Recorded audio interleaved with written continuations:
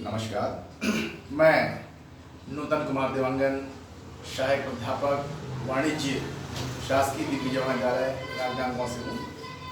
आज आपको मैं अंशों के मूल्यांकन की जो पहली विधि है, शुद्ध संपत्ति विधि से अंशों का मूल्य ज्ञात करना, उसका एक प्रायोगिक प्रश्न बताने जा रहा हूँ। यहाँ मैंने बोर्ड पर एक प्रश्न लिखा है। हमको एक कंपनी की विविध संपत्तियां और दायित्व दी हुई है, उस आधार पर हमको समता अंशों का मूल्य ज्ञात करना है।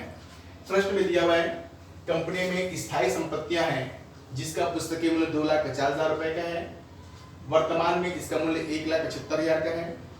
ख्याति जिसका पुस्तकीय मूल्य 20,000 लेकिन वर्तमान मूल्य 25,000 रुपए है। चालू संपत्तियां 1,00,000 रुपए की है और कंपनी में 5% वाले ऋण पत्रों का मूल्य है 50,000 रुपए। ये कंपनी की दायित्व है। इनके अलावा कंपनी में चालू दायित्व का मूल्य दिया हुआ है 65,000। कंपनी में 20,000 समता अंश से 10 रुपए वाले हमको इन सूचनाओं के आधार पर प्रत्येक समता अंश का मूल्य ज्ञात करना है।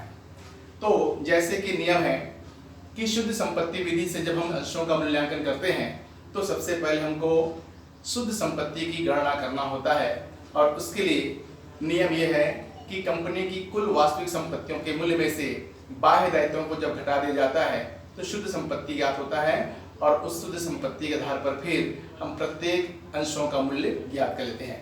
तो प्रश्नानुसार जब हम इसके लिए शुद्ध संपत्ति की गणना करते हैं तो यहाँ पे देखिए हमारे पास जो जितनी भी संपत्तियां है उसका वर्तमान मूल्य लेते हुए स्थायी संपत्ति वर्तमान मूल्य 1,75,000 रुपए, ख्याति जिसका वर्तमान मूल्य 25,000 रुपए, चालू संपत्तियां 1,00,000 रुपए की, कुल संपत्तियों का योग 3,00,000 रुपए हो रहा है। इस योग में से कंपनी की दायित्वों का मूल्य घटा दिया जाए तो दायित्वों में 5% वाले ऋण पत्र 50,000 रुपए का और चालू दायित्व है 65,000 रुपए का।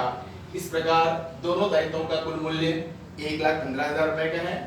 3,00,000 में से 1,15,000 जब हम घटा देते हैं तो हमको 1,85,000 रुपए शुद्ध संपत्ति ज्ञात हो जाता है।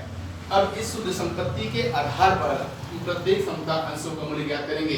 तो इसके लिए सूत्र है प्रति समता अंश मूल्य बराबर शुद्ध संपत्ति बटे अंशों की संख्या। हमने शुद्ध संपत्ति ज्ञात किया हुआ है 1,85,000। कंपनी में निर्गमित समता अंशों की संख्या 20,000 है। शुद्ध संपत्ति को अंशों की संख्या से जब भाग देंगे तो प्रत्येक अंशों का मूल्य 9.25 आ रहा है। इस प्रकार हम देखते हैं कि शुद्ध संपत्ति विधि से अंशों का मूल्य ज्ञात करने के लिए हमको शुद्ध संपत्ति की गणना करना होता है और उस शुद्ध संपत्ति के आधार पर हम प्रत्येक अंशों का मूल्य ज्ञात कर लेते हैं।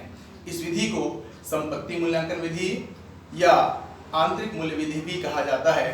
तो सभी का नियम वही है, जब कभी भी हमको शुद्ध संपत्ति के आधार पर अंशों का मूल्य ज्ञात करना हो तो इस प्रक्रिया को ध्यान में रखते हुए आप किसी भी प्रश्न से आप प्रत्येक अंशों का मूल्य ज्ञात कर सकते हैं। धन्यवाद।